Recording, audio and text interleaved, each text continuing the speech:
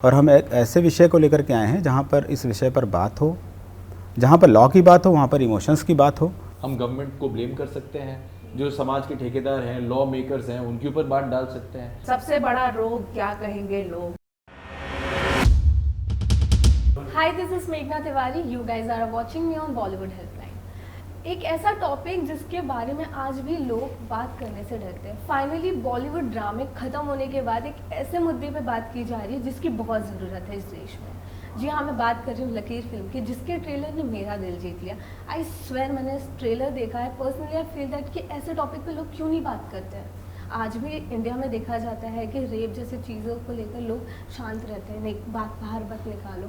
आप लोग को जब ये फिल्म के बारे में पता चला, सर मैं आपसे जानना चाहूँगी आपके लिए कितना टफ था, क्योंकि रेप एक ऐसा मुद्दा है जिस पर बात करने से बहुत डर लगता है, लोगों को नहीं बोलते खुल के। मेघना, ये जो विषय है ना, बहुत ही सेंसिटिव था। इस पे लोग, हमारे यहाँ कुछ ऐसे लॉयर हैं जो सुप्रीम कोर्ट में, जिन्होंने कई सालों से इसके लिए आवाज़ उठाई हुई है। वो कोशिश तो कर रहे हैं कि इस तरह का कोई इंडिपेंडेंट लॉ, अगर लॉ की बात करें तो इसमें दो पक्ष हैं, एक लॉ है, एक इमोशन है। हम लॉ पे बात करते हैं। अगर लॉ पे बात करें तो वो कोशिश कर रहे हैं कि कोई एक ऐसा, जैसे बहुत सारे देशों में लॉ है, लगभग 33 ऐसे देश हैं जिसमें इंडिया है, भारत है, वहाँ पे इसका इंडिपेंडेंट लॉ नहीं है। हमारे पड़ोसी देश में नेपाल एक ऐसा देश है छोटा सा, जहाँ पर लॉ है, स्पेसिफिक लॉ है, लेकिन इस देश में नहीं है। एक तो ये बात हो गई। ये मुद्दा इसलिए भी सेंसिटिव है, और ये मुद्दा इसलिए भी सेंसिटिव है कि हमारा देश जो है वो भारतीय आध्यात्मिक सांस्कृतिक देश है, जहाँ पे परंपराओं और मूल्यों के लिए बहुत बड़े बलिदान भी दिए जा चुके हैं, अभी भी दे रहे हैं लोग। तो बहुत सारी चीज़ें इस समय भी, बहुत सारे कम्युनल राइट्स होते हैं, बहुत सारी चीज़ें होती हैं। तो ये इस तरह का देश होने के नाते भी मुद्दा तो बहुत सेंसिटिव था कि इस तरह की बात हो। बहुत सारे मैंने वीडियोस देखे इसके पहले कि बहुत सारे ऐसे विक्टिम से मिले, बहुत सारे ऐसे लोगों से जब हम मिले और बात किया तो उन्होंने कहा नहीं, ये बात तो है लेकिन इसको कोई सुनेगा नहीं। इवन ऐसे हम रिटायर्ड जजेस से मिले जिन्होंने कहा कि ठीक है, ये मुद्दा है तो, लेकिन इस पर बेकार है, कोई पाठक जी बात करने की ज़रूरत नहीं है, तो ऐसे ही चल रहा है। इवन वो जुडिशरी जो पूरी अपनी जीवन के जुडिशरी पास कर चुके हैं, निकाल चुके हैं, उन्होंने ऐसा कहा कि इस पर बात करने की ज़रूरत नहीं है, इस देश में तो इसका कुछ नहीं हो सकता। फिर तो जैसे अभी हम लोग आपस में बात कर रहे थे ना कि जो नहीं हो सकता हम लोग वो करने की कोशिश करते हैं ना, तो वो उसमें ज़्यादा अच्छा रहता है। और हम एक ऐसे विषय को लेकर के आए हैं जहाँ पर इस विषय पर बात हो, जहाँ पर लॉ की बात हो, वहाँ पर इमोशंस की बात हो। हाँ, कैसे जो आने वाला युवक है, ऐसी बच्चियाँ हैं, वो अपने जीवन में बैलेंस कैसे लाएं। वो बच्चे जो अभी बड़े हो रहे हैं, जो 12 साल के बाद के जो बच्चे हैं जो बड़े हो रहे हैं, वो कैसे बड़े हों। वो अगर अपनी माँ के प्रति, माँ की कसम खा सकते हैं, तो जब बड़े होकर के पत्नी है तो उसका सम्मान कैसे करेंगे, है ना।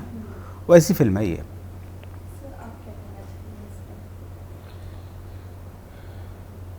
देखिए, फॉर एन एक्टर क्या होता है कि आपके सामने एक कहानी आती है, उसमें एक कैरेक्टर है जो आपको प्ले करना है। हमारी फिल्म के राइटर दीप शुक्ला साहब हैं, उन्होंने बहुत अच्छी अच्छी फिल्में लिखी हैं पहले, और उन्होंने दामिनी लिखी थी कई साल पहले, जिसमें एक बहुत लैंडमार्क और लेजेंडरी कोर्टरूम ड्रामा है सेकंड हाफ में, और इस फिल्म में भी एक कोर्टरूम ड्रामा है। तो बहुत साल के बाद वो अपने कोर्टरूम ड्रामा वाले जॉनरा में वापस आ रहे थे, और जब उन्होंने मुझे बुला के इसकी नरेशन दी, तो जब उन्होंने मुझे कुछ डायलॉग्स बताए तो इतना जूस था उन डायलॉग्स में, एटीट्यूड और कैरेक्टर का, कि मुझे उसकी अलग अलग लेयर्स वहीं पहली नरेशन में दिखने लगे थे। तो of course as an actor वो आपके लिए एक अट्रैक्टिव चीज़ हो जाती है कि इसमें एक ही कैरेक्टर में हम कुछ अलग अलग किस्म के इंसान दिखा पाएंगे, एक ही इंसान। वो हमेशा एक एक्टर के लिए चैलेंज होता है, और उस चैलेंज के बाद अगर ऑडियंस को अच्छा लगे तो फिर रिवॉर्ड भी होता है। तो उस टाइप की अपॉर्चुनिटी का हम इंतज़ार करते हैं। पर मुद्दा कुछ ऐसा था कि मैंने भी सोचा, क्योंकि जैसे सर ने कहा, इतना सेंसिटिव टॉपिक है, अगर आप इसे करेक्टली और बैलेंस पर्सपेक्टिव के साथ नहीं दिखाएंगे तो ये बुरा भी लग सकता है। ये ऐसा भी लग सकता है कि आपने इसका फ़ायदा उठाने की कोशिश की, आपने किसी मटेरियल कमर्शियल गेन के लिए एक सेंसिटिव टॉपिक को एक्सप्लॉइट किया। करेक्ट। और जब मुझे ये बात रियलाइज़ हुई कि नहीं, यहाँ तो कमर्शियल फैक्टर्स एट प्ले हैं ही नहीं। इनफैक्ट फिल्म को बनाना मुश्किल था एक फर्स्ट टाइम डायरेक्टर के लिए, और आज रिलीज़ करना भी मुश्किल है, लोगों तक पहुंचाना मुश्किल है, और इस सब की ताली इन जनाब को मिलनी चाहिए, क्योंकि ये वो जंग लड़ते आए हैं। हम तो अपनी तरफ से जो साथ दे सकते हैं सर वो देते हैं, but he is been spare heading it, and it's tough because जैसा उन्होंने कहा कि कोई भी एडवाइस नहीं कर रहा था कि आप ये फिल्म बनाएं। अच्छा, मुझे टॉपिक रेलेवेंट भी लग रहा है तो ये देखेगा कौन? और इवेंचुअली एक बिजनेस है, कोई पैसा लगाता है तो उसको रिटर्न्स कैसे आएंगे, सिनेमा पे रिलीज कैसे होगी, इस किस्म के मुद्दे को क्या ऑडियंस देखना चाहेगी। तो ये एक बहुत बड़ा sort of I would say borderline brave decision था हम सब का, exactly, to be a part of a film like this, to say इस किस्म के मुद्दे पर कमर्शियल गेन्स के लिए नहीं, किसी फायदे के लिए नहीं, बट इस मुद्दे की आवाज़ में अपनी आवाज़ जोड़ने के लिए हमने सबने हाँ की। एंड आज हम यही होप कर रहे हैं कि ये जो सो कॉल्ड ब्रेवरी मैं कह रहा हूँ हम लोगों ने दिखाई, उसका नतीजा लोगों तक पहुँचे और लोग उसे देख पाएँ और आपस में बात करें। मैम आप क्या कहना चाहेंगे? जी, रेप पे निर्भया केस के बाद बहुत रेप पे बात हो चुकी है, बहुत लॉज भी रिफॉर्म करने की बात हो चुकी है, पर नहीं हुई। मतलब हमने देखा है सरकार भी बदलते हुए, हर सरकार जब आती है तब भी ये मुद्दा कहीं ना कहीं उभर के सामने आता है, पर जो एक्चुअल जो रिफॉर्म होने की जब बात आती है वो नहीं हो पाता है। ये कॉलोनियल एरा का एक लॉ है, यूरोप में भी इस पे लॉज बन गए हैं, पर हमारे देश में अभी तक नहीं बना है। जैसे सर ने कहा नेपाल में भी है, हमारे देश में नहीं बना है। और जिस कंट्री में मैरिटल रेप पे लॉ नहीं है, हम जानते हैं कौन से वो देश हैं, और उन देशों में औरतों की क्या स्थिति है वो भी हम जानते हैं। तो भारत जिसका संस्कृति इतना, मतलब हम लोग अपनी धर्म, अपनी संस्कृति, अपने रिचुअल्स, इसके लिए हम जाने जाते हैं। हाँ, वर्ल्ड में इंडिया, मतलब हम जानते हैं इंडिया का क्या स्टेटस है, पर हमारे लॉज जो हमें सिक्योरिटी देता है हमारी महिलाओं को, तो लॉज में भी तो रिफॉर्म होने चाहिए, है ना। तो वुमेन एम्पावरमेंट की बात करना बेकार है, महिलाओं की जागृति और जो भी है हम बात करते हैं, हमारा देश फिर से भारतवर्ष दुनिया में आगे रहेगा, सर्वप्रथम होगा, जो भी हम बातचीत करते रहते हैं, ये पॉसिबल नहीं है जब तक हम महिलाओं को वो पावर दें। सरकार कोई भी हो, पर महिलाओं के सुरक्षा के लिए इस पे बात होना बहुत ज़रूरी है। अभी मुझे लगता है ये टाइम आ चुका है जहां हम फिर से इस पे बात करें, हम आवाज़ उठाएं, लोग डिस्कस करें, जानें कि उनके लिए क्या सही है, क्या गलत है, कहाँ वो लकीर खींचना ज़रूरी है, कहाँ वो प्यार से वो वायलेंस में चीज़ें चेंज हो रहा है। लड़कियों को भी जानना चाहिए कि लिमिट क्या है, उनको कितना सहना चाहिए, कितना नहीं सहना चाहिए। तो हम यही कोशिश कर रहे हैं, इसीलिए इतना बातचीत कर रहे हैं ताकि लोग समझें। मैम, इंडिया में देखा गया कि शादी जब हो जाती है लड़कियों की, तो वो फैमिली जिस फैमिली हो जाती है वो उसका घर हो जाता है। इफ वो वहाँ पे मार खा रही है, वो डांट खा रही है, उसके साथ रेप, जो आपका जो टॉपिक है वो रेप भी हो रहा है, बट उसे खुल कर बोलने नहीं दिया जाता। उसका मेरे लिए रीज़न है सोसाइटी, क्योंकि वो सोसाइटी की डर की वजह से नहीं आती है। What do you think? सबसे बड़ा रोग क्या कहेंगे लोग, इससे बाहर आना पड़ेगा। खुद के सेफ्टी के लिए खड़े होना पड़ेगा औरतों को। जब आप खुद के लिए नहीं लड़ेंगे, बाकी कोई आपके लिए खड़ा नहीं होने वाला है। जो गलत है वो गलत है, आपको उसके लिए आवाज़ उठाना पड़ेगा।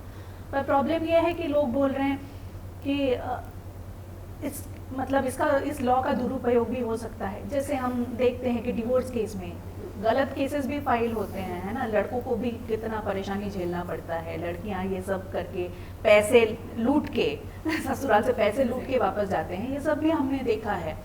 तो कहीं ना कहीं मुझे लगता है लॉज जेंडर न्यूट्रल होना चाहिए। हाँ, लड़का लड़की दोनों की सुरक्षा को देखते हुए लॉज बनाने चाहिए, पर सबसे ज़्यादा ज़रूरी है जागरूकता और बातचीत होना ज़रूरी है। लोगों को लॉज के बारे में पता होना ज़रूरी है। No, I will endorse what she said.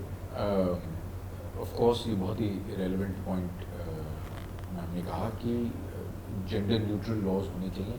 जब हम इक्वालिटी की बात करते हैं तो इनफैक्ट जेंडर की बात ही नहीं करनी चाहिए, क्योंकि आपने वहीं उसे न्यूट्रलाइज कर दिया। जब आपने कहा कि हम जाति या जेंडर या रेस या रंग के बेसिस पर भेदभाव नहीं करेंगे, तो फिर उसके बाद वो डिफ्रेंशिएशन होनी ही नहीं चाहिए। जब हम एक अगली जनरेशन के लिए बात करें, और ये फिल्म आई थिंक उस चर्चा का, उस बदलाव का पहला कदम है। तो ये आई थिंक अगली जनरेशन जो शादी की तरफ बढ़ रही है उनके लिए एक बहुत इम्पोर्टेंट फिल्म हो सकती है, मॉन्यूमेंटल इवेंट हो सकता है इंडियन सोशल स्ट्रक्चर में, कि इसके बारे में खुल के बात होना यहाँ से शुरू हुआ। क्योंकि ये खुल के बात होने से ही एक बैलेंस्ड किसी निष्कर्ष पर निकलना, फिर उस निष्कर्ष पर किसी किस्म का लॉ बनना पॉसिबल है। वैसे भी कोई भी ऐसा लॉ किसी भी चीज़ के बारे में नहीं बन सकता जो सबके लिए फ़ायदेमंद हो या सबके लिए कारगर हो। कहीं ना कहीं किसी ना किसी की कुछ डिफ्रेंशिएशन उसमें होगी। उसको अंडू करने के लिए सिर्फ चर्चा ही वो एक टूल है। That if more and more people talk about this, then you will have different opinions, and then you'll be able to balance those opinions, come to some balanced final conclusion and try and make a law around it. And जितना ज़रूरी इस film के बारे में चर्चा करना है, उतना ही ज़रूरी इस वक्त इस बात को अंडरलाइन करना ज़रूरी है that ये फिल्म हर महिला के लिए और हर पुरुष के लिए, दोनों के लिए देखना ज़रूरी है। बिकॉज ऑफ कोर्स मुद्दा महिलाओं का है, वो जो मानसिकता पर सवाल है वो पुरुषों पर है। तो आप देखेंगे तो ही आप इंट्रोस्पेक्ट कर पाएंगे, तो ही आप एक अपनी ओपिनियन बना पाएंगे, और कल जाकर आपके घर में ऐसा ना हो, ऐसा आप भी डिसाइड करें। मतलब बहुत ऐसा टॉपिक है कि इसमें बहुत बातें कर सकते हैं, बट नहीं करते हैं लोग। मैम आपने जैसे अभी कहा कि जैसे लड़कों को फंसाते हैं लोग, तो ऐसे तो लड़कों को भी नहीं देते हैं जहाँ लड़की आवाज़ नहीं निकालते हैं। ऐसे टॉपिक में भी आने चाहिए ना फिर। जी बिल्कुल, इसका एक सीक्वल भी बन सकता है। ये लड़कियों के लिए है, लड़कियों के प्रोटेक्शन के लिए है, लड़कों के लिए भी बना सकते हैं। तो इसके लिए दुर्गेश जी से बात करनी पड़ेगी। हाँ नहीं, मैं तो डायरेक्टर हूँ इस फिल्म का। ये लड़के हैं, ये बताएंगे कि आनी चाहिए कि नहीं। गौरव जी। नहीं, ऑफ कोर्स आनी चाहिए। आई थिंक लड़का लड़की में फ़र्क करना ही छोड़ देना चाहिए। और ये सारे मुद्दों पर हमें समझना चाहिए कि जब हम एक स्टेटमेंट कहते हैं तो वो स्टेटमेंट सबके लिए लागू नहीं होती। वो अभी गौरव जी ने बोला ना कि जब हम इक्वालिटी की बात करते हैं तो हम जेंडर को बीच में ना लाएं, जेंडर को अवॉइड कर दें, क्योंकि फिर इक्वालिटी की मीनिंग खत्म हो जाती है। तभी तो अगर मैं ये कहूँ कि जातिवाद का बात, हालांकि हमारा मुद्दा नहीं है, जातिवाद की बात कहूँ तो जो शायद 50 साल पहले था वो अब नहीं है, जो 25 साल पहले था वो भी नहीं है, जो 15 साल पहले था वो भी नहीं है। कितना चेंज हो गया। अब सबके हाथ में मोबाइल फ़ोन है। उस मोबाइल फ़ोन पे दुनिया में one of the most cheapest internet आपको मिलता है हमारे देश में। तो रील्स और दूसरी चीज़ें देखने के अलावा दूसरे किस्म का अच्छा एक्सपोजर भी आपके लिए अवेलेबल है, नॉलेज, अवेयरनेस, और उसका एक मिक्स्ड मिला जुला असर आप अगली जनरेशन में देख रहे हैं। As we talk, these are all facets that are changing about this society, and I think उस चेंज के बीच में, जैसे मैंने कहा, ये वो एक लैंडमार्क इवेंट है कि ये वो पहली फिल्म है जिसने इस चेंज के बीच में, इस कंफ्यूजन के बीच में कि हम एग्जैक्टली कहाँ हैं, एक हाथ उठा के कहा पहले खुद तो देखो तुम कहाँ हो। तो सवाल खुद से पूछना ज़रूरी है। समाज के बारे में कहना आसान है, हम गवर्नमेंट को ब्लेम कर सकते हैं, जो समाज के ठेकेदार हैं, लॉ मेकर्स हैं, उनके ऊपर बात डाल सकते हैं, पर ये सवाल हमारी ज़िंदगियों का है। तो ओपिनियन अपनी होना और अपनी ज़िंदगी के बारे में एक ऑनेस्ट धारणा आपके मन में होना वो ज़रूरी है, और ये चर्चा करना और ये इंट्रोस्पेक्शन करना ये फिल्म इनकरेज करती है। ये ऐसे फिल्म है जो मैसेज दे सोसाइटी को और हमारे गवर्नमेंट को भी कि ऐसे लॉ प्लीज पास करें जो वुमेन्स के लिए नहीं और मेल्स के लिए बहुत ज़्यादा इम्पोर्टेंट है, बिकॉज बहुत देखा जाता है ये सारी चीज़ें। तो मैं तो लोगों से यही कहूँगी कि फिल्म देखिए, 13 तारीख को 3 तारीख को ये फिल्म आ रही है थिएटर में। आप सब मैसेज क्या देना चाहेंगे ऑडियंस को? मेरी ऑडियंस से यही अपील है कि इस फिल्म को देखें और औरों को देखने के लिए कहें, क्योंकि जब इस फिल्म को देखेंगे तो उनको एक विचारधारा, एक संवेदनशीलता, उसके बारे में किस तरह से हम महिलाओं के लिए, जहां आज हम मिशन शक्ति इस देश में लागू है और चल रहा है लगातार, और वहां पर महिला शक्ति को और कैसे सुरक्षा की ज़रूरत है और कैसे हम और उनके इमोशंस की रक्षा कर सकें, उसके बारे में जानकारी मिलेगी। और मैरिटल रेप तो एक मुद्दा है, लेकिन ये एक्चुअली में हर घर का ही मुद्दा है, हर क्योंकि जो महिला शक्ति है वो हर घर में है। तो 3 तारीख को इस फिल्म को देखें और देखने के बाद और फिर बताएं कि आगे क्या बात कैसे पहुंचाई जा सकती है। जी, इस फिल्म को ज़रूर देखिए और हो सके तो ट्रेलर को ज़्यादा से ज़्यादा लोगों के साथ शेयर कीजिए और इस मुद्दे पे बात कीजिए, डिस्कशंस कीजिए, अपनी आवाज़ उठाइए, ये सबसे ज़्यादा ज़रूरी है। फ़िल्म कितने लोगों तक पहुँचे ये हमारे हाथ में नहीं है, क्योंकि हम जानते हैं फ़िल्म रिलीज़ करना, लोगों तक पहुँचाना इंडिपेंडेंट फ़िल्म का बहुत एक इन मुश्किलों का सामना करना पड़ता है। पर अगर आप शेयर करें और इस पे बातचीत करें तो लोगों की मानसिकता का परिवर्तन हो सकता है, जो हमारा एम है। इस फिल्म के बनाने पीछे यही एक सबसे बड़ा एम है। जैसा मैंने पहले कहा, ये फिल्म हर महिला को देखनी चाहिए, चाहे वो किसी भी उम्र की हो, शादीशुदा हो या ना हो। ये फिल्म हर पुरुष को देखनी चाहिए, क्योंकि सवाल आपकी मानसिकता का है। ये समाज पर सवाल उठाती हुई फिल्म है। कुछ थोपती नहीं है ये फिल्म किसी पर। हम कोई सोल्यूशन किसी पर नहीं थोप रहे, हम किसी को गलत नहीं कह रहे। हम एक मुद्दे की कॉम्प्लेक्सिटी और सेंसिटिविटी को मद्देनज़र रखते हुए अलग अलग पहलुओं को आपके सामने रख रहे हैं। पहली बार किसी ने ये चेष्टा की है, आप फिल्म देखें, इसके बारे में बात करें। अगर आप डिसएग्री करते हैं तो भी हम चाहेंगे आप बात करें, अपनी आवाज़ अपने विचार रखें, बिकॉज आपकी डिसएग्रीमेंट के चलते भी कहीं ना कहीं एक बहस छिड़ेगी। और हम चाहते हैं कि ये बहस ना ही सिर्फ हमारी फिल्म के बारे में, ना ही सिर्फ हमारी प्रमोशन में या हमारे एक्टर्स की इंटरव्यू में, या आपके घर पर, रेडियो पर, टीवी में, मोहल्लों में, जब आंटीज बैठकर आपस में बात करती हैं, मटर छिलती हैं, कहीं भी ये चर्चा होनी चाहिए, ये जागरूकता फैलनी चाहिए, तो ही हमारा काम होता है। Thank you so much guys, और ऐसे ही अपडेट के लिए देखते